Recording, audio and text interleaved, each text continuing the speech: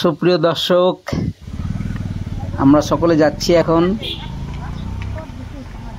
শিলংয়ে রবীন্দ্রনাথ ঠাকুরের বাসগৃহে। তিনি এখানে এসেছিলেন, তার বাসগৃহের পাশে আমরা এসেছিলাম। তো মনে হলো আপনাদের একটু দেখাই। এই যে রবীন্দ্রনাথ ঠাকুর, আর এখানে ব্যবহৃত সব কিছু আছে, যদিও আজ সেটা বন্ধ ছিল। তো বাইরের দৃশ্যটা আপনাদেরকে আর দেখানোর চেষ্টা করলাম।